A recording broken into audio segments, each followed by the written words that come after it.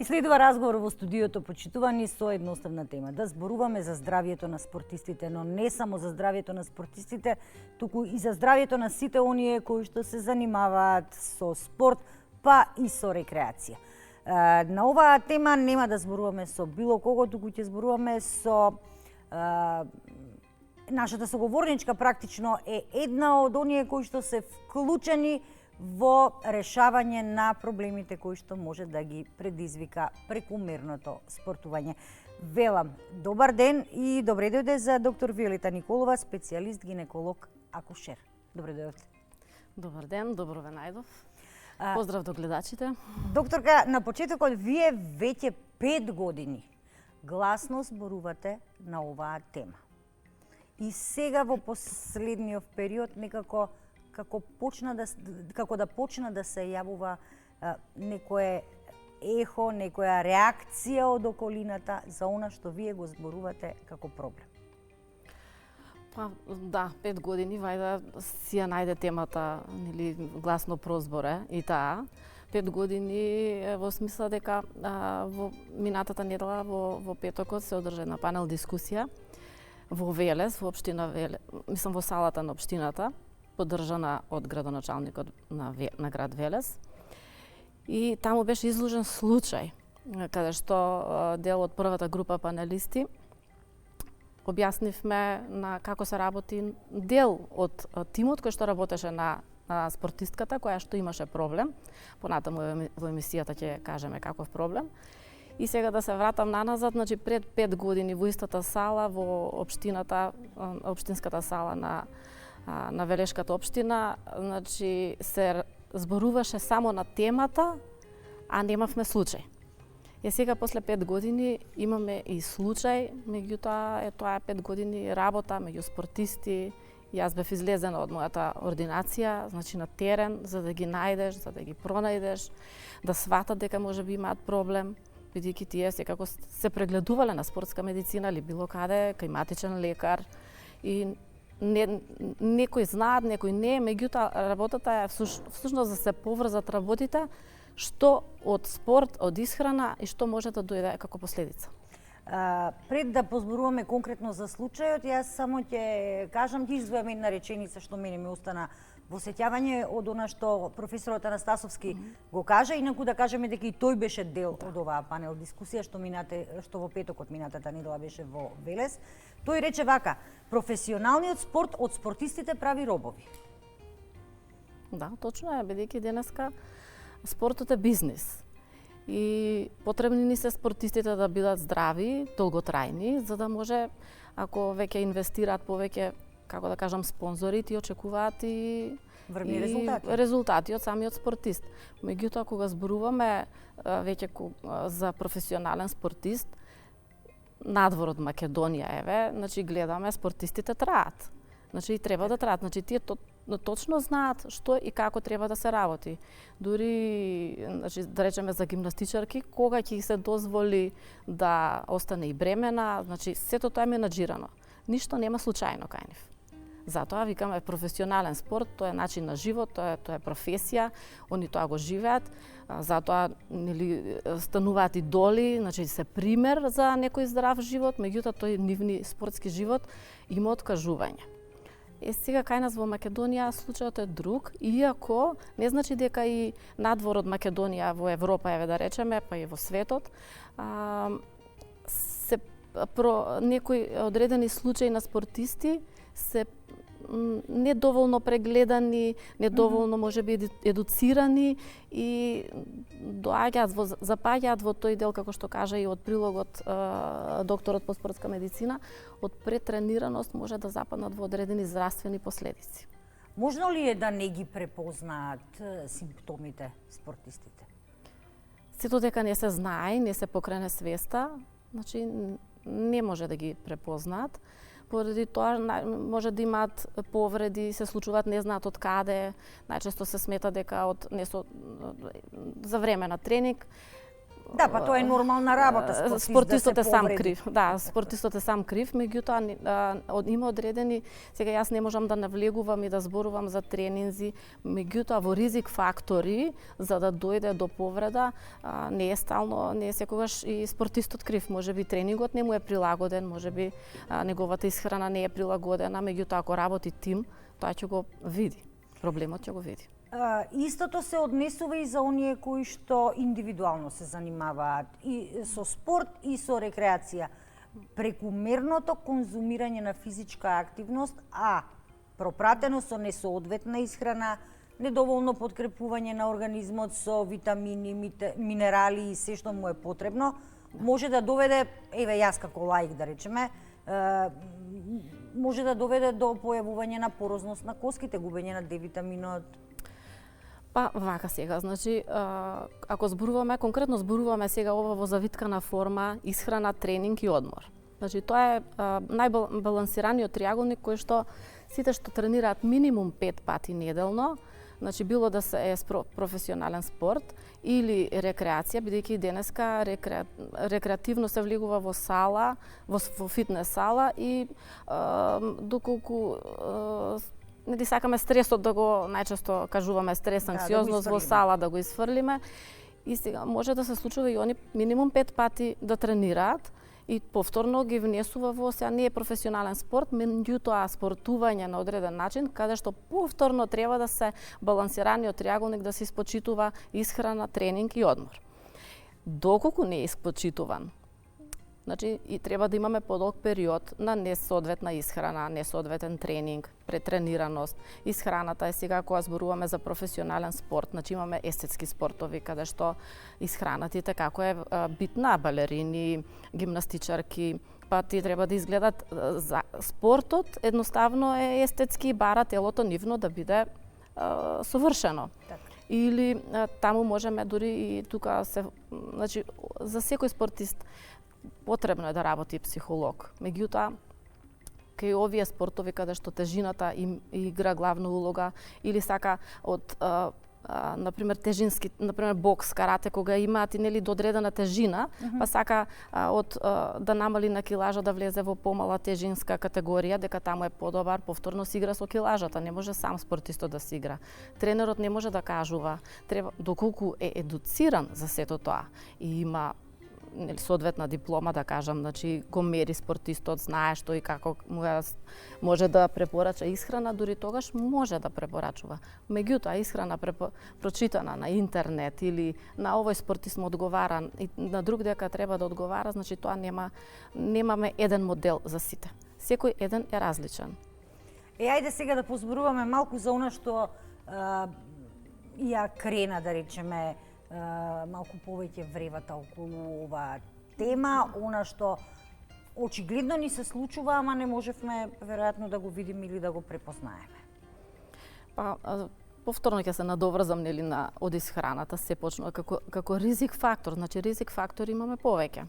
Конкретно за професионален, повторно зборуваме професионален спорт, доколку исхраната намерно или ненамерно, значи намерно, нели како што кажав, дека спортистот сам, зборувам сега спортистот, значи тука се и спортистки и спортисти,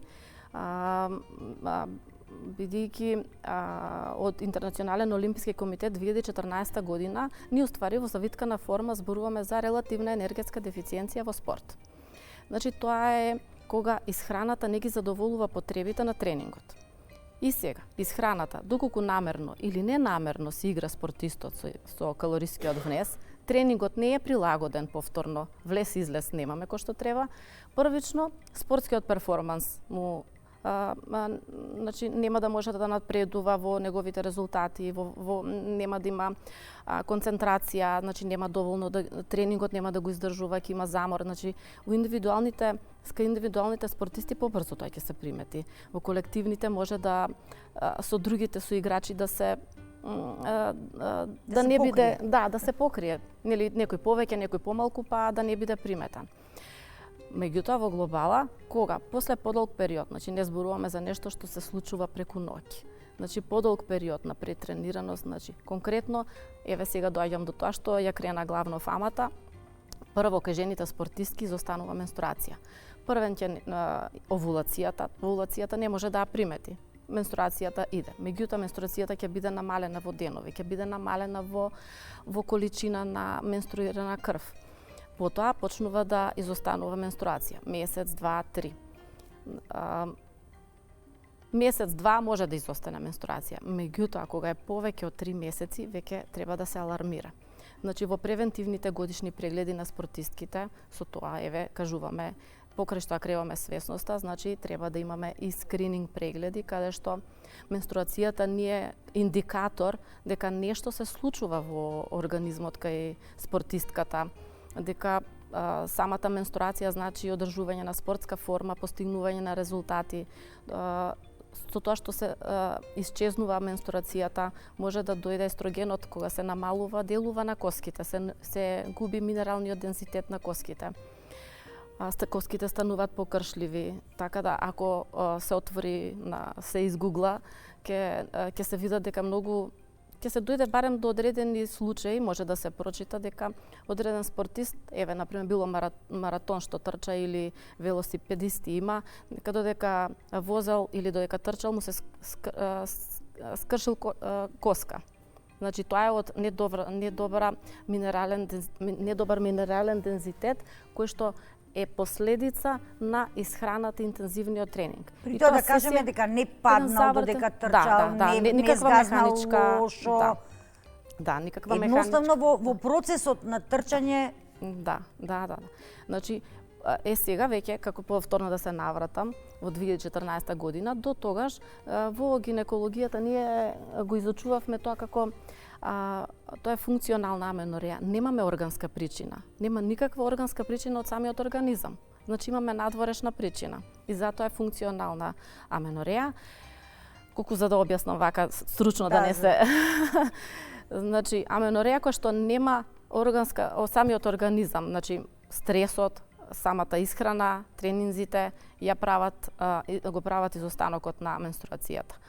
Од тука веќе може и анемија да се јави, проблеми со гастроинтестиналниот тракт, со кардиоваскуларниот, значи веќе почнуваат системите да реагираат на таа ситуација. Тука спортистот, значи една скршеница, друга повреда, почнува да мора да се рехабилитира, значи веќе заостанува една пречка, друга пречка и на крај може и да се откаже од спорт. Дали може некако спортистот да се врати во нормала, во овој случај спортистката која што ја имавте земено како пример, која што постои кај нас, ние нема да именуваме, но има такви спортистки. Да. Има ли шанси да се врати циклусот и да не биде дека, да речеме, за жал заради она што се барало во спортот од неа, таа би требало да остане без поколение? Вака да им кажеме на гледачите за каков случај се работи. Значи, спортистката има 16 години, таа трча 3000 метри атлетика тренира. На 12 години прва менструација добива, на 14 ја губи менструацијата. До денеска 2 години веќе она нема менструација. Она влезе кај мене во мојата ординација во септември оваа година и 4 месеци работиме на неа. Таа си добива потписи, нели, она дека е здрава, дека може да тренира. Меѓутоа, покрај менструацијата, повеќе од 6 месеци што ја има изгубено менструацијата, е протокол да направи остеодензитометрија. Значи, тоа е метода која што го мери минералниот дензитет на коските и кога ја направи остеодензитометријата, она имаше -2 тест-скор. Тоа значи дека е во остеопенија на рбетниот столб. Беше прегледан и од ортопед, физијатар, каде што имаше 15 степени искривување на рбетот. Според кривата на раст и развој од педијатар прегледана на кривата што е за раст, за развој, според тежината беше на долна граница, бидејќи на 163 виси на нејзина, она имаше 43 килограми. Значи, денеска, веќе после 4 месеци, 49 килограми сме среќни што она ги накачи, и она е среќна. Имаме хормонски знаци, меѓутоа третманот е долготраен. Доколку таков спортист беше уште на почеток најден, еве во септември да речеме. Значи и со скринингот ако сме го направиле, окей. Значи таа веднаш треба да испадне во ризик фактор. Во ризична група спортистки и веднаш да се почне со третман. Сега вака, со сите овие кажани последици кои што ги имала, доколку се осврнеме на клиничката алатка која што ја предлага Интернационален олимписки комитет, таа се наоѓа бидејќи тие имаат еден семафор систем, зелено светло, жолто, портокалово и црвено. Она е во портокалова зона. Значи, она треба да престане со тренинг, треба можеби лесни тренинзи под надзор и месечна контрола.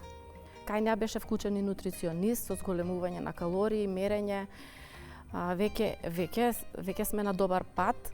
Меѓутоа, тоа што нема комисија таква од лекари за да нели медицински тим за да влеземе сите заедно и кажеме, се извинувам, оваа спортистка треба да паузира. Значи, оваа година она нема да трча, до година ќе биде спремна, бидејќи наназад она трчала и била помеѓу прво место, второ место, трето за низината категорија била врвна. Меѓутоа оваа година веќе и четврто место. Значи, веќе се осеќа тој замор. Добро е што немала скршеница, значи, добро е што еве веќе 4 месеци сме среќни дека барем тежината постепено се враќа во нормала.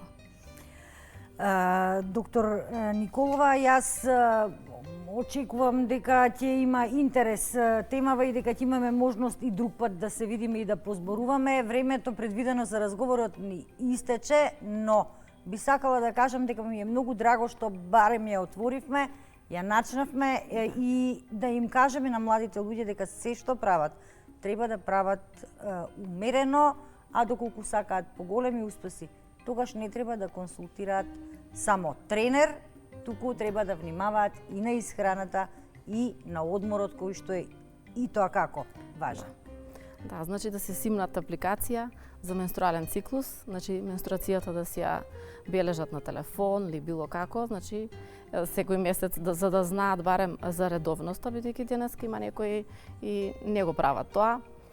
Значи, девојки, зборувајте за менструација, тоа не е табу тема, бидејќи девојките и не зборуваат за менструација. Родителите да разговараат исто со децата, да внимаваат како се тренира, тренерите да се консултираат со лекарите, значи не е ништо срамота да тренерот праша гинеколог што и како треба, кога треба, бидејќи менструацијата може да ја врзува со тренажен процес, па кога да бара резултати, кога не. Така да можат дури да ме заследат на Инстаграм, на било што прашања, не е проблем. Ќе се одговори на сите, бидејќи се уште ние во Македонија немаме тим кој што ќе каже баш убаво, гласно и јасно ќе обработи ваков случај. Искрено се надевам дека веќе следната година која што ние тука на прагот ќе имате многу поголеми успеси и многу повеќе ќе се зборува на оваа тема.